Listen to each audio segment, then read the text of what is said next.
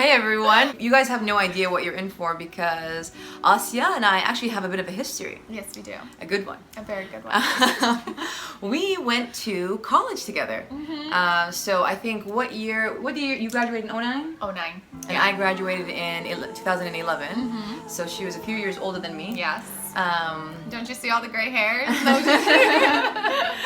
And what's interesting also is the way that we kind of met because my mother is American, she's a convert, and my father is Arab Palestinian. And when I met Ascia, I loved that she was a hybrid baby as well, but such a unique hybrid baby. In college, I was the president of the Arab Student Association, and I dealt so much with the Afghani Student Association. We did so much together, and that's how I met Ascia. And she told me that she was Afghan and Palestinian. What a combination! Drop the mic, seriously. And I remember you were like, no way, I've never met an Afghan Palestinian. This is amazing. That's true.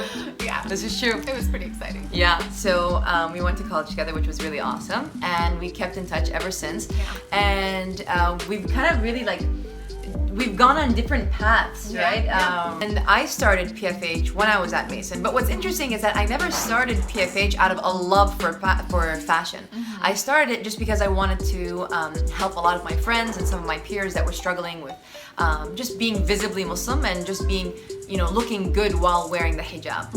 And don't forget, this is around 2009, where a lot of modest fashion was just on the rise. Honestly, when she would tell me, oh, I'm writing this blog, and I would support it through Facebook, I would go read her post and be like, oh, okay, this is cute.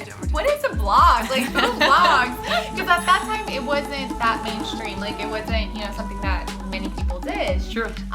So you were actually one of the first bloggers that Yeah, I that's ever crazy. followed. So yeah, That's cool. I didn't even realize it myself. I didn't know what I was doing. Yeah. You just knew you had a goal in mind. Yes. You were passionate about it. Very true.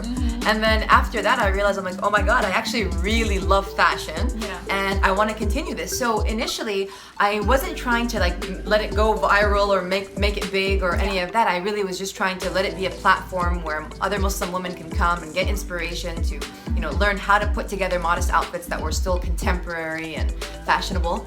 And then throughout the years, it was actually not until I moved to California that I decided to kind of rebrand and kind of shift gears in terms of what I wanted to do with PFH. And I know also with you, with the Ista. So when I knew Ascia, a few years later, she started the Ista. So how did you get started with that? So the Ista actually was just an extension of my passion for vintage. I have always had a vintage retail store, or my online store on Etsy was live since 2007. So I've always done that. I've done home shows, closet rehabs.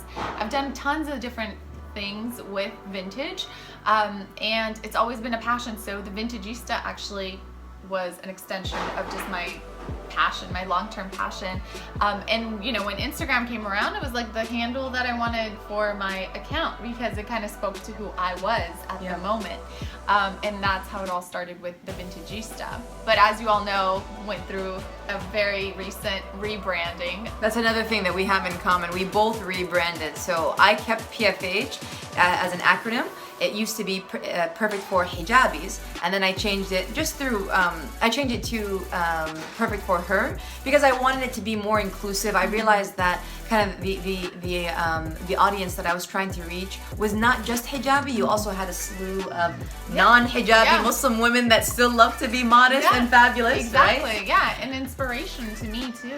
It as a reader. I mean, as one of your first readers, I would like to say, I read and was inspired by what you had to say. But I've always followed hijabi bloggers, but not looking at them as hijabis. I just love the content that they've put together and the passion behind what it is that they're delivering. So I'm actually really glad that you did that because it does make it a lot more inclusive, and it allows your platform to be much broader. Exactly, reach a wider audience. That's what I was going for. And then I realized that there's a whole slew of people that, irrespective of religious affiliation and identification, that want to dress modestly because it's elegant, right? It is timeless. So I have a lot of clients that they get it because they just want to feel elegant. And as you said, elegance and modesty is a timeless look. Yeah. But you also, so what was the shift from going from the vintage Ista to I Am Ascia? What was like the main kind of impetus for that? So my writings was something that I want to continue to do, and I think like over the past few years it's become the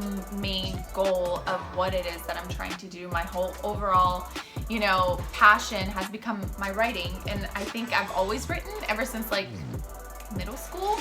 I just never knew that that's like my thing, you know, as I've come to being who I am now as a mother and as a wife and everything else in between. I was like, okay, well, this is who I am, and I Am Ascia is I Am Ascia. I will always be Ascia, and the vintage Ista is still like a passion of mine, but it doesn't define everything that I'm about. So I had to do this in order to, again, being more inclusive of everything that I want to achieve in my life, and kind of be able to reach my audience, because a lot of times people get a little confused by seeing the vintage Ista. They would think, okay, well this account is all about just vintage, or this person is all about vintage. And you know, if you followed me for a while, you understand that there's so much more than just vintage. Of course I love vintage, but of course, you're the queen of vintage. She's the again, queen I'm wearing vintage earrings. vintage. Like, what the hell? I'm always wearing something vintage.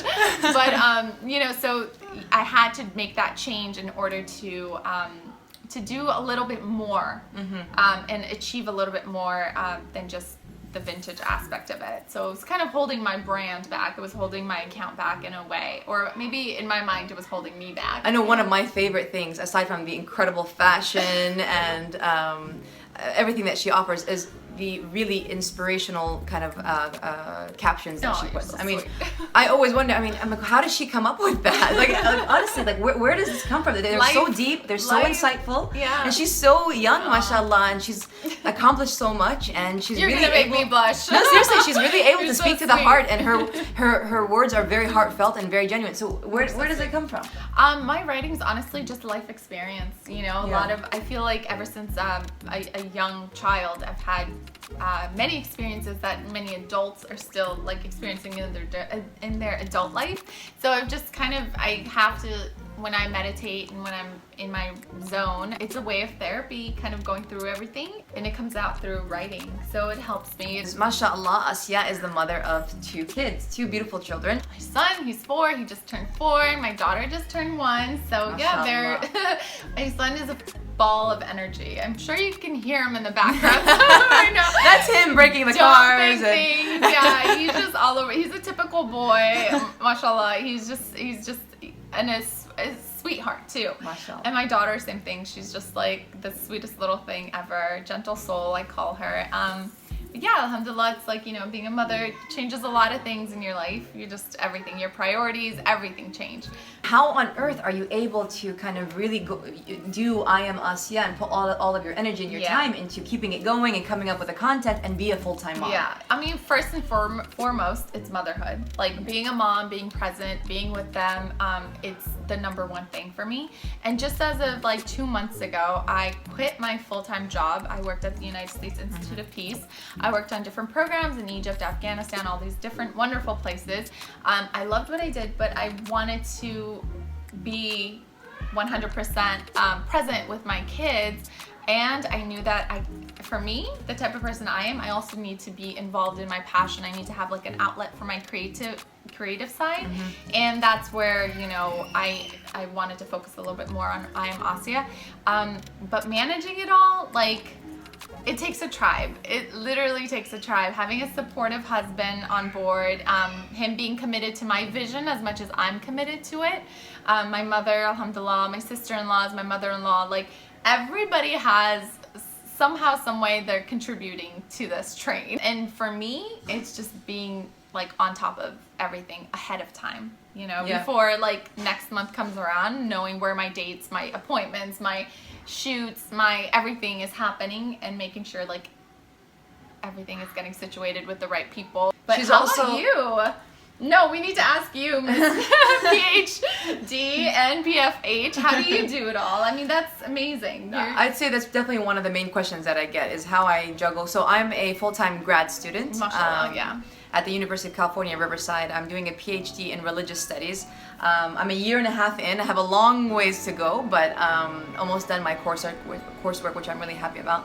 But I think that the main way that I'm able to do it is I really believe in the mission of what PFH is doing, and I feel that like the PhD is helping me kind of create this incredible like synthesis that's for something greater. I don't know what it's going to be, but I know that it's going to have to do with both of those acronyms. Yeah, inshallah. And so I think that for me, the thing that's most time consuming is coming up with the blog post and actually composing them, then doing the photo shoot.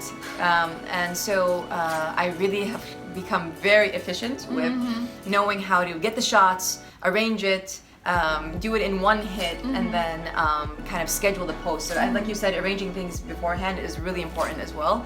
I'll have blog posts waiting, like so for example, in the summer I'll work on like let's say 10 blog posts that are on my schedule, and then I can just release them as I go throughout school. That way I'm not spending so much time, because you would be so surprised how much time it takes just to post one picture on Instagram. My God. One picture on Instagram, my God, coming up with the caption and the perfect shot out of 500 shots. And you know, like I'm sure you know what I'm talking about. Yeah, especially if you want the aesthetic of if you have a look that you're going for, if you're just trying to like focus on that and make sure that, you know, you're getting the image to work with that, or just the captions or the blog post. Oh my God, the blog post. Yeah. For me, I need to be inspired. Like, it's the weirdest thing. Like, I either have to watch a really good movie or listen to the right song, or the weather has to be. I'm just one of those people, like, creativity must strike before I can, like, release anything. Produce, And it's just, it's not good. Like, really, I'm always like, come to me, you know? And it's so time consuming. And that sometimes holds me back from, like, being on schedule.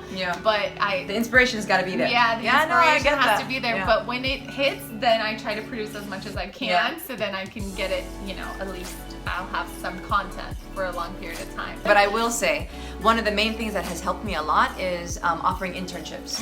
So every season, you know, the fall, the winter, the spring and summer, I'll put out like, you know, an offer for an internship, and for different categories, from graphic design to fashion assistant to research assistant, etc. And the response has been great. And honestly, I recommend all brands do this, even if you get one person, because trust me, an extra set of hands is very, very, very helpful. So that definitely has helped me, especially with the photo shoots and, you know, keeping up with the content. Inshallah. That's something I need to still do. But. Totally. And I'm sure you're gonna get an overflow of interns wanting to work with you. I need to like put the call out, because I think that would be so helpful, and it's such a great tip to do. It's just, you know, doing it.